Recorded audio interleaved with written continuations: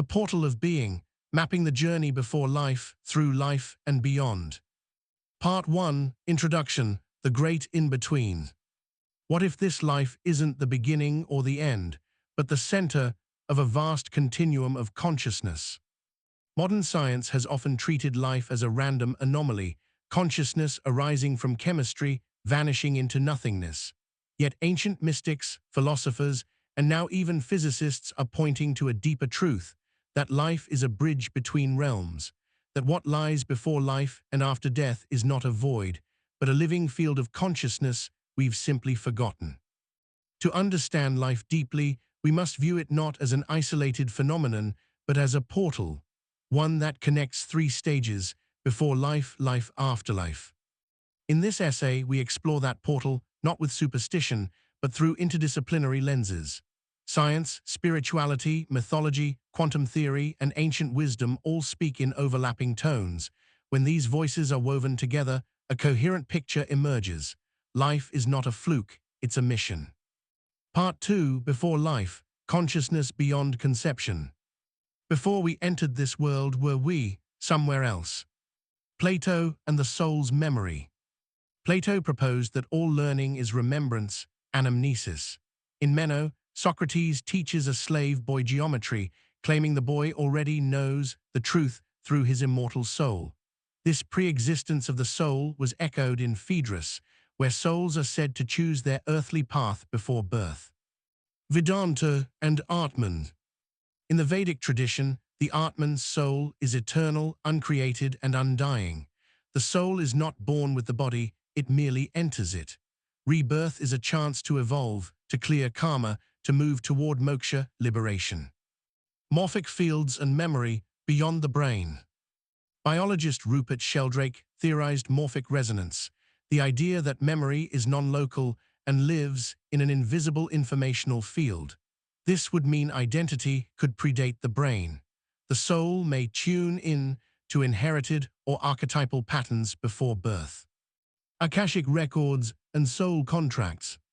In esoteric traditions, the Akashic field is a dimension of energetic information containing every soul's journey. Before birth, it's said that souls choose lessons and make soul contracts, agreements with others to meet, trigger, and transform one another. This narrative places intention at the very origin of incarnation. Part 3, The Portal of Birth, Crossing the Threshold. Birth is not just biological, it's dimensional. Spirit enters density, memory contracts, light becomes limited. The womb as sacred portal. The womb is more than a vessel, it is a dimensional threshold. In both Egyptian and Tantric traditions, it is considered a temple. Just as galaxies form around black holes, so too does physical life swirl into form around this feminine void. In archetypal psychology, the womb also represents the collective unconscious. It is a matrix of forgotten truths. Forgetting to remember. Greek mythology tells of the river Lethe, which souls must drink from before reincarnating. It causes forgetting. This is necessary because if we remembered everything, we wouldn't live the mystery. This is echoed in Kabbalistic tradition, where the angel Layla teaches the soul all the mysteries of the universe in the womb, then touches the baby's lips at birth, causing it to forget. Stanislav Grof and the birth trauma. Psychiatrist Stanislav Grof observed that the trauma of birth imprints the psyche deeply. His concept of perinatal matrices maps how the stages of birth shape existential perception: struggle, constriction, release. The birth canal becomes symbolic of initiation. Part 4, Life, the Veil of Embodiment.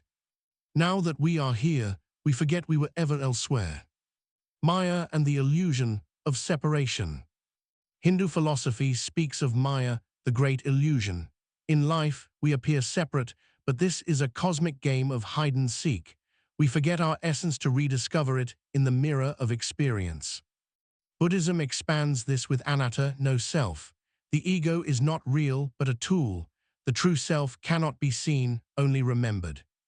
Identity as a construct. Neuroscience supports this. The self is an emergent narrative not a fixed entity. Our brain constructs continuity through memory, but who we are is not confined to it. This aligns with the Bohmian model, where the explicate world, what we see, unfolds from the implicate order, a hidden, holistic reality. Part 5. The Portal of Death, Return, Dissolution, or Continuation. Death is not a wall, it is a door, a release, a return, or a beginning. Near-death experiences, NDEs. Since the 1970s, Dr. Raymond Moody and later researchers like Pim van Lommel have studied thousands of NDEs. Common elements include leaving the body, entering a tunnel or light, meeting beings or loved ones, reviewing life, feeling peace and oneness, reluctantly returning. These aren't hallucinations. They occur during flatline, when brain activity ceases, challenging materialist models of consciousness. The Bardo and the Book of the Dead. Tibetan Buddhism describes the Bardo, a 49-day transitional state after death, where the soul confronts projections of its own mind. Liberation depends on awareness. Similarly, the Egyptian Book of the Dead guides the soul through judgment, where the heart is weighed against the feather of truth. If balanced, the soul continues into eternity. Part 6. Afterlife Theories, Intersections of Science and Spirit. The Holographic Universe. Michael Talbot's book, The Holographic Universe, argues that our entire reality is a projection from a deeper level of existence, like a hologram. Death, then, is the ending of the projection, not the disappearance of the projector. Consciousness as primary. Max Planck, founder of quantum theory, stated, "I regard consciousness as fundamental. I regard matter as derivative from consciousness. If true, consciousness isn't generated by the brain, it precedes it. Death would merely be a shift in focus." Part 7. Reincarnation, Memory, and Karma. Documented past lives. Dr. Ian Stevenson's research at UVA tracked over 3,000 children who recalled verifiable details of previous lives, often names, places, and causes of death. These cases defy coincidence. Karma as energetic continuity. Karma isn't cosmic punishment, it's residual energy. The momentum of unresolved lessons carries into the next life, shaping circumstances. Reincarnation, then, is not repetition, it's refinement. Part 8. Quantum Consciousness, a Field Beyond Time. Auteur theory. Physicist Roger Penrose and anesthesiologist Stuart Hameroff proposed that consciousness arises from quantum processes in microtubules, tiny structures inside brain neurons. This theory, auteur, suggests that consciousness could exist outside time and space. The observer effect. Quantum physics shows that observation alters reality. The double-slit experiment revealed that particles behave differently when observed, implying that consciousness interacts with the fabric of reality. So what is the observer after death, perhaps still observing? Part 9. Timeless Realms, Dreams, Psychedelics, and the Edge of Death. Lucid dreaming as gateway. In lucid dreams, people often report visiting deceased relatives, guides, or sacred realms. These may be thresholds where the veil thins. Psychedelics and the death experience. Clinical studies on DMT, psilocybin, and ayahuasca report near-identical themes: ego death, cosmic unity, geometric light, and meeting non-physical beings. These substances dissolve the default mode network, the brain's filtering system, perhaps revealing what lies beyond the body. Part 10. Sacred Architecture, Encoding the Soul's Cycle.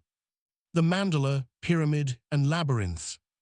Ancient structures encode the soul's journey.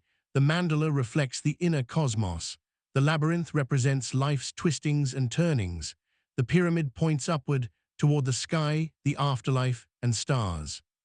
In Hindu temples, architecture guides pilgrims inward, from the profane to the sacred, from outer form to inner soul.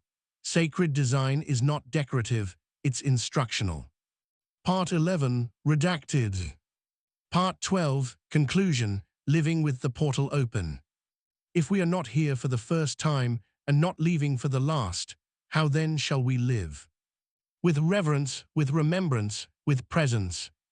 To walk through life with the portal open is to remember that every moment is sacred, that pain has meaning, that love never dies, that death is not loss, it is transformation. We are the portal, the soul becomes body, then body becomes light again, and all of it is home.